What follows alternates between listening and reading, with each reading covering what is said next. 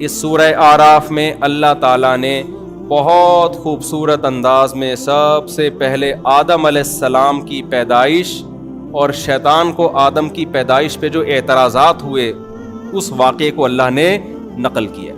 یہ واقعہ کسی ہسٹری میں تاریخ میں نہیں مل سکتا آپ کو. بہت سے لبرل لوگ کہتے ہیں بھائی ہسٹری میں تو ایسا کوئی واقعہ نہیں ہے. او بھائی ہسٹری اس کے بعد وجود میں آئی ہے. آدم کیسے پیدا ہوئے, ان کے ساتھ کیا کیا واقعات ہوئے, اس وقت کوئی ہسٹری لکھنے والا اسکالر موجود نہیں تھا. یہ تو وہ باتیں ہیں. اچھا کمال کی بات یہ کہ آپ ہسٹری میں جتنا قدیم جائیں گے نا, سارے آدم پہ متفق ہیں کہ انسانیت کی ابتدا کس سے ہوئی ہے؟ آدم علیہ السلام سے. اس سے پتہ چلتا ہے یہ چیز بھی انسانوں میں تواتر کے ساتھ آئی ہے کہ ہم کس کی اولاد ہیں؟ آدم کی اولاد ہیں. یہ پھیل چکی تھی یہ بات. تو اللہ نے بتایا کہ انسانوں کی ابتدا میں نے کیسے کی ہے. سورہ اعراف میں اللہ نے اس کا تذکرہ نقل کیا. فرمایا کہ اس وقت کو یاد کرو جب ہم نے وَلَقَدْ خَلَقْنَاكُمْ ثُمَّ صَوَّرْنَاكُمْ, ہم نے تمہیں پیدا کیا, ایک خاص صورت دی, اور پھر ہم نے فرشتوں سے کہا اسجدوا لآدم, آدم کو سجدہ کرو. فسجدوا الا ابلیس, سب نے سجدہ کیا. انکار کس نے کر دیا؟ شیطان نے. شیطان کسے کہتے ہیں؟ اللہ تعالیٰ نے انسانوں کے علاوہ بھی بہت ساری مخلوقات پیدا کی ہیں جن تک سائنس ابھی تک پہنچی نہیں ہے, اور اس کا بھی امکان ہے قیامت تک پہنچے ہی نہیں. یہ بھی امکان ہے, کیونکہ ہم جب کسی چیز پہ ریسرچ کرتے ہیں ہم مادی زندگی کے بارے میں ریسرچ کر سکتے ہیں. ہمارے پاس جو آلات ہیں وہ اس مادے کو سمجھنے کے لیے تو ہیں. مادی زندگی کے علاوہ جو زندگیاں ہیں ان کے نہ ہمارے پاس آلات ہیں, نہ وہ ہماری مینٹل لیول سے نیچے کی چیزیں. تبھی قرآن کہتا ہے وَمَا أُوتِيتُم مِّنَ الْعِلْمِ إِلَّا قَلِيلًا, تمہیں اللہ نے جو نالج دی ہے نا, جس پہ آج انسان بڑا فخر کر رہا ہے, یہ نالج بہت تھوڑی ہے. ہم تو کہتے ہیں آج بہت زیادہ نالج ہے, لیکن اللہ اس نالج کو کیا کہہ رہے ہیں؟ بہت تھوڑی ہے, کچھ بھی نہیں ہے یہ. اور سائنسدان بھی اس کا اعتراف کر رہے ہیں. ہم جیسے جیسے چیزوں پہ مطلع ہوتے ہیں نا تو پتہ چلتا ہے پہلے ہمیں کچھ بھی نہیں پتا تھا, پتہ تو اب چلا ہے ہمیں. اور جس چیز کو آج کہہ رہے ہیں اب پتہ چلا ہے, کل کہیں گے یہ تو کچھ بھی نہیں تھا. سمجھتے ہیں کہ نہیں سمجھتے؟ دیکھو ایک دور میں سائنسدانوں میں بڑے پھڈے ہوئے ہیں کہ جب مادے کو توڑا جائے نا تو آخر میں اینڈ میں کیا ہوگا, اینڈ میں نکلے گا کیا؟ آخری ذرہ ایک آئے گا نا کہ وہ مزید ٹوٹ سکتا ہے کہ نہیں ٹوٹ سکتا. اس میں بڑی بحثیں ہوتی تھیں, مسلم اور غیر مسلم سائنسدانوں میں بڑی بحثیں ہوتی تھیں. لیکن جب خوردبینی ایجاز ہوئی, اس کو توڑنا شروع کیا تو پتہ چلا یہاں تو دنیا ہی کچھ اور ہے. وہ آخری ذرہ آتا ہی نہیں ہے, وہ تو آ کے جا کے کیا ہے, ایک الیکٹران ہے جو پروٹون کے گرد گھوم رہا ہے, ایک نیوکلیس ہے. وہ آخری ذرہ خود وہ ایک ایسا یونٹ نہیں ہے کہ جو مستقل اس کی کوئی حیثیت ہو, وہ تین الگ الگ چیزوں کا مرکب ہے. نہیں یاری بات میرا خیال, وہ تو تین الگ الگ چیزوں کا. بھئی ہم تو سمجھتے ہیں نا توڑیں گے تو ایک آخری ذرہ آ جائے گا جو بنیادی اکائی ہے. وہ بنیادی اکائی اتنی الگ ہے کہ وہ کوئی اسٹیبل چیز ہی نہیں ہے, وہ ہلتی ہوئی چیز ہے. ٹھیک ہے نا, الیکٹران گردش کر رہے ہیں, اس الیکٹران کو دھکا دو تو وہ دوسرے مدار میں جا کے اس الیکٹران کو دھکا دے کے آگے, وہ کہتے ہیں پارسل کرو. پارسل کا خاص انتظام ہے نا بھائی, بس میں لکھا ہوتا ہے تپڑ ہے تو پاس کر ورنہ برداشت کر. الیکٹران کیا کرتا ہے, وہ آگے اس کو دھکا دیا, وہ آگے اس کو دھکا, یہ ایک الگ ہی جہان ہے. پھر اس کو توڑ رہے ہیں تو الگ چیزیں آ رہی ہیں. تو یہ یہاں تک پہنچے کہ بھائی یہ جتنا گہرائی میں گھستے چلے جاؤ گے نا, یہ پتا چلتا چلا جائے گا کہ ہمیں اب تک کچھ بھی پتا نہیں تھا, پتا تو اب چلا ہے. اور آئنسٹائن نے آ کے یہ کہہ دیا ہم کسی چیز کے بارے میں پتا چلا ہی نہیں سکتے. اس نے نظریہ اضافت جو پیش کیا نا, وہ کیا پیش کیا, پتا چلا ہی نہیں سکتے. کیوں؟ یہ بہت پوائنٹ کی بات ہے, اس کو سمجھیں. اس نے کہا ہم جب بھی کسی چیز کو سمجھنے جاتے ہیں نا اس کائنات میں, تو وہ دوسرے کی سمجھ پہ موقوف ہوتی ہے. نہیں یہ بات, یعنی وسیم بھائی کے بارے میں آپ نے پوچھنا تو ستار بھائی بتائیں گے. ستار کہاں ہے جی, وہ وسیم بتائے گا. وسیم کہاں ہے, وہ ستار بتائے گا. جیسے مجھ سے لوگ کہہ رہے ہوتے ہیں نا کہ میں کہتا ہوں یہ وسیم سے ملنا ہے, کہاں ہے, وہ کہہ رہے ہیں وہ جمیل کے پاس ہے. جمیل کس کے پاس ہے؟ ہمیں جمیل کا پتہ نہیں اور آپ بتا کس کا رہے ہو. ایک جمیل کو تم ویسے بھی نہیں جانتے, تو جمیل کس کے پاس ہے؟ جمیل اس کے پاس ہے, وہ کس کے پاس ہے, وہ اس کے پاس ہے. یہ کائنات آپس میں ایسی مربوط ہے کہ اس کو سمجھنے کے لیے اس کو سمجھنا پڑے گا, اس کو سمجھنے کے لیے کسی اور چیز کو سمجھنا پڑے گا, اس کو سمجھنے کے لیے کسی چوتھی چیز کو سمجھنا پڑے گا, اس کو. تو یہ نظریہ اضافت ہے کہ ہم نے ایک چیز کو فرض کیا ہے دوسرے کو فرض. جیسے پروٹون الیکٹران ہے نا, پروٹون کسے کہتے ہیں؟ جس پہ پازیٹیو چارج ہو. پازیٹیو کسے کہتے ہیں؟ جو نیگیٹو کو اپنی طرف کھینچتا ہے. نیگیٹو کسے کہتے ہیں؟ جو پازیٹیو کی طرف کھینچتا ہے.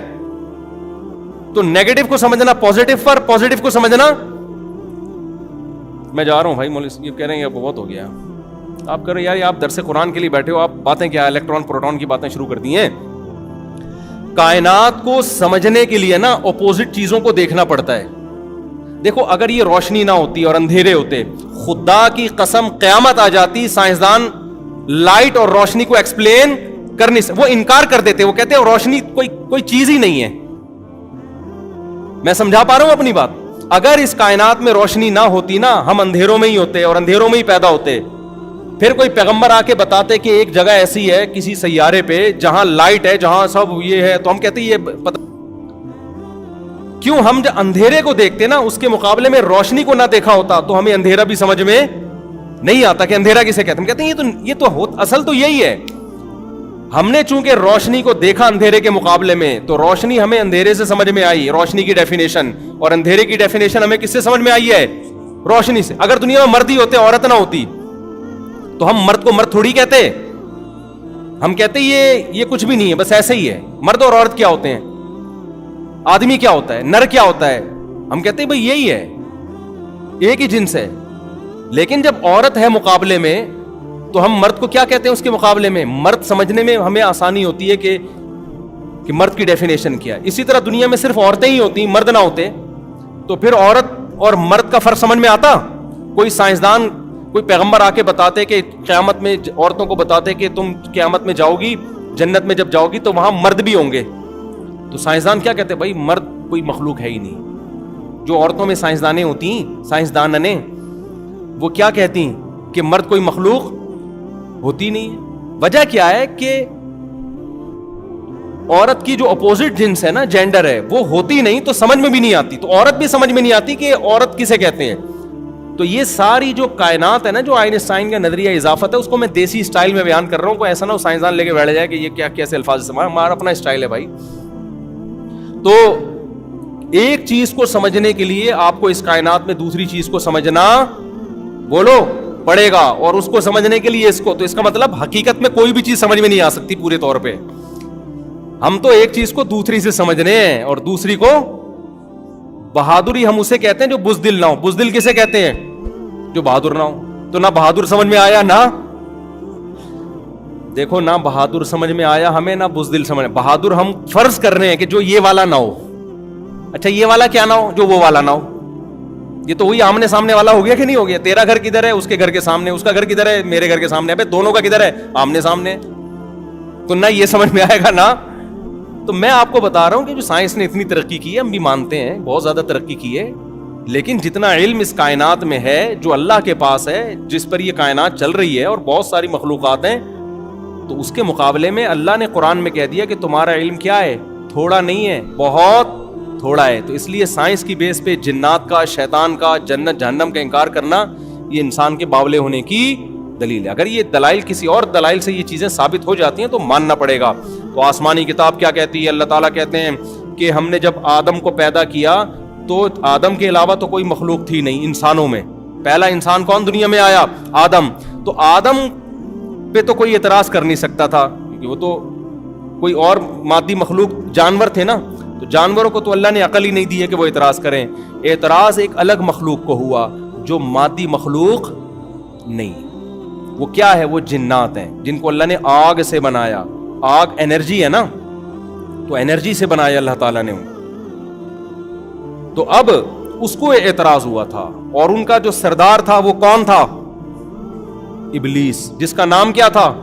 ابلیس. شیطان لقب ہے, حرکتوں کی وجہ سے بعض دفعہ لقب ملتے ہیں نا.